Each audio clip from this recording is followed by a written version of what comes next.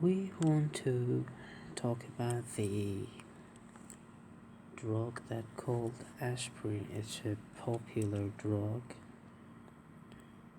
Aspirin.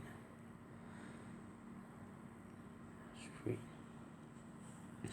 It's a popular drug. It's from NSAIDs, but we talked about them and their mechanism of action before. So, as it is obvious, and aspirin is an NSAID, so aspirin will inhibit COX enzyme. It is the mechanism of action of aspirin. Probably aspirin is the first NSAID-like drug, and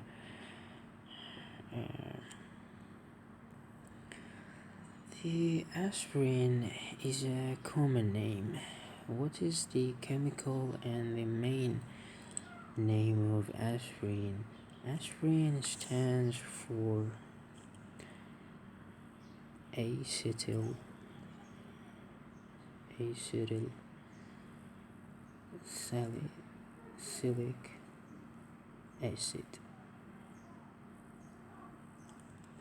and the abbreviation for it is ASA. Almost everywhere you see the aspirin with this abbreviation, that it is for acetyl salicylic acid. So this is the actual name of aspirin, and we said that it's a COX inhibitor and it is a NSAID. Here's the thing, that aspirin is different from other NSAIDs, and it is that the aspirin inhibits the COX enzyme irreversibly.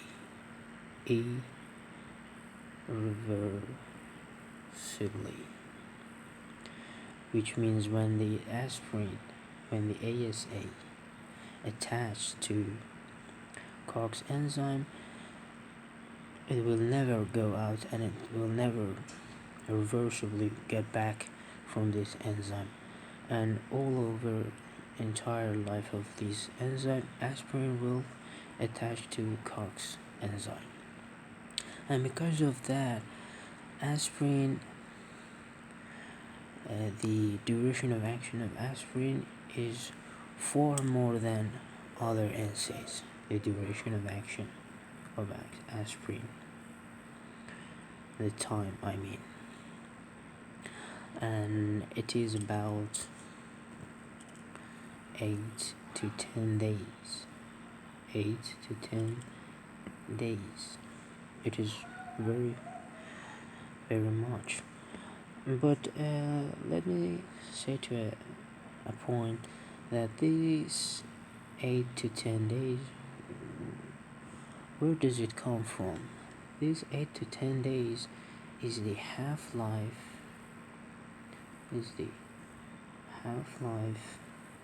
of platelets.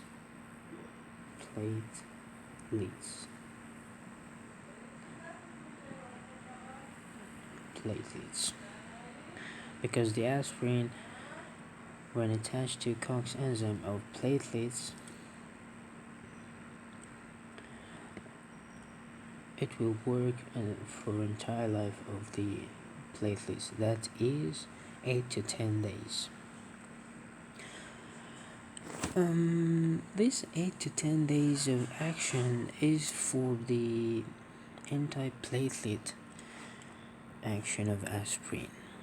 These 8 to 10 days is for anti-platelet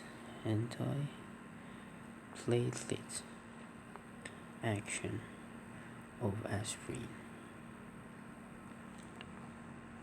And aspirin anti-inflammatory action is just not 8 to 10 days, because it is um, from from a different mechanism, or with different types of cell and other cells than the platelets.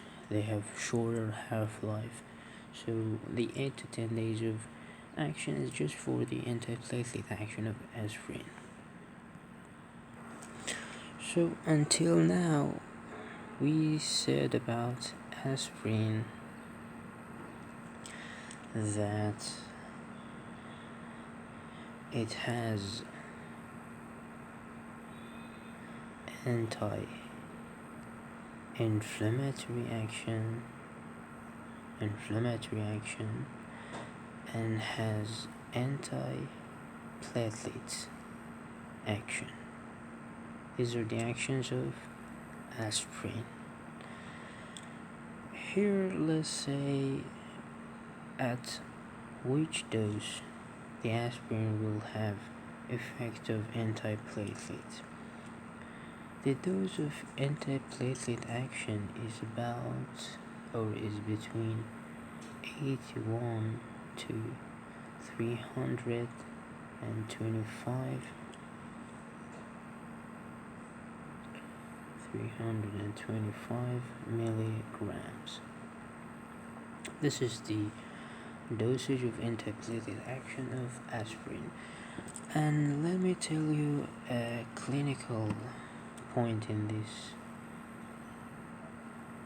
part, and it is, although from 81 to 325 milligram is for antiplatelet action, but the effect or the efficacy or the potency for the inhibition of platelets is not different between these doses, and the efficacy of 81 milligram is similar to efficacy of 325 milligram.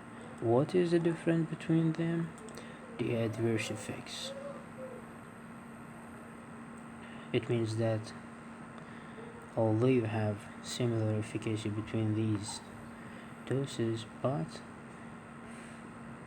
when you come from 80 to 300 milligram, you just are increasing the ADR, the adverse effect or side effects of the drug. Another thing to review about the mechanism, the anti-inflammatory action. This duration of action of aspirin, ASA, anti-inflammatory action, is about 6 to 12 hours. Why? Because in other tissues or other cells than platelets, the COX enzyme will repair and will renew very fast, but in the platelet it is not that story, and the duration of action will remain until the death of platelets. So antiplatelets action 8 to 10 days, anti-inflammatory action 6 to 12 hours. And here let's say another clinical thing. Actually, aspirin nowadays, aspirin is more used for the antiplatelet action, and not for anti-inflammatory or anti-pain, analgesic activity, antipyretic activity. It is most or more used for the antiplatelet action for the cardiovascular conditions. So let's talk about the uses and dosing of aspirin. Aspirin is a drug that decreases the incidence of transient ischemic attack. So they increase the incidence of transient ischemic attack, which is a condition that may happen to our brain, and it is like a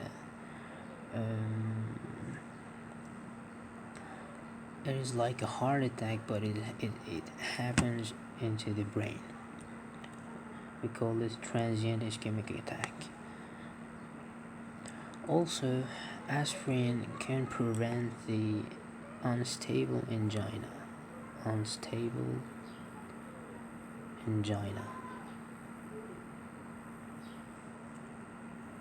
which is a chest pain, and some of these like conditions that may happen. Unstable angina. Another thing that aspirin can prevent or decrease the incidence is the coronary artery thrombosis. Coronary artery thrombosis.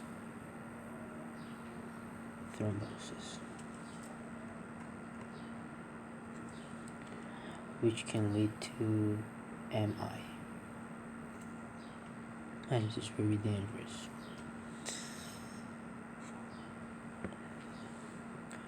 Also, aspirin can prevent or decrease the incidence of thrombosis after the cardiac surgery. Some types of cardiac surgery, like, for example, cabbage, like bypasses,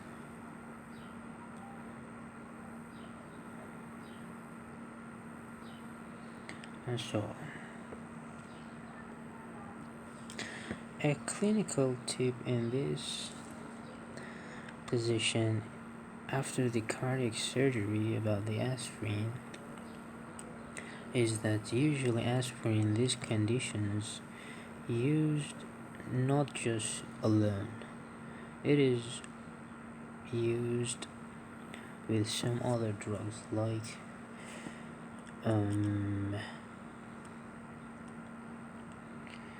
clopidogrel, 75 milligram, and aspirin can be 81 milligram. They usually used together after the surgeries. But if we want the aspirin for primary prevention, for TIA, for unstable angina, for MI particularly, we usually use the aspirin alone, and it's 81 milligram. And I said before, the 81 milligram and doses to 300 milligram, their efficacy is similar. So why we use for example, 300 milligram for the prevention of cardiovascular events, we usually use the lowest dose, that is 81 milligram, and we can expect lower adverse effects.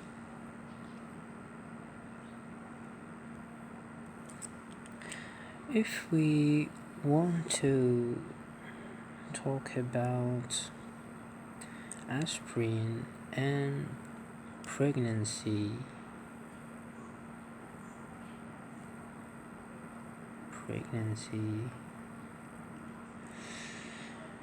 previously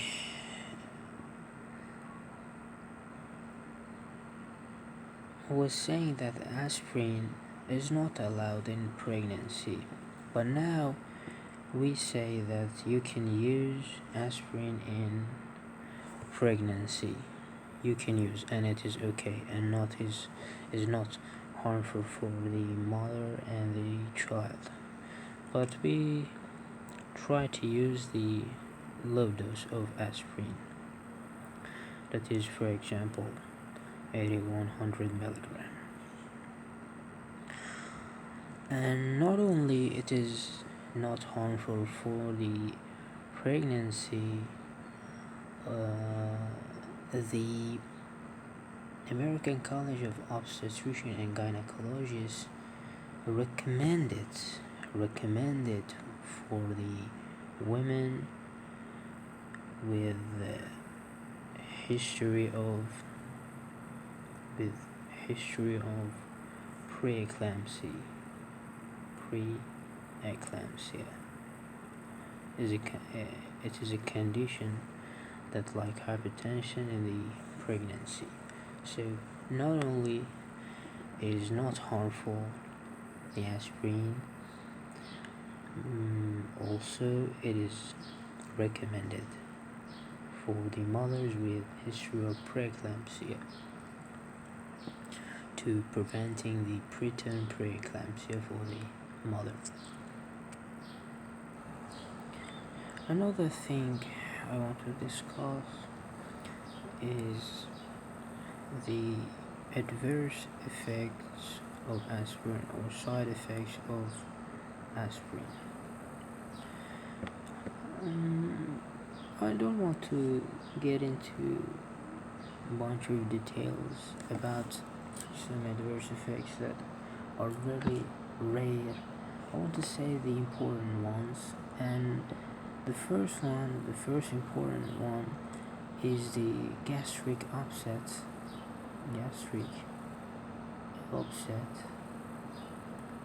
or gastric intolerance, and gastric bleedings. So gastric upset and even more dangerously gastric bleeding, and it is the main adverse effect of aspirin. Another important thing is that the aspirin, because of its antithrombotic action, it is contraindicated in hemophilia.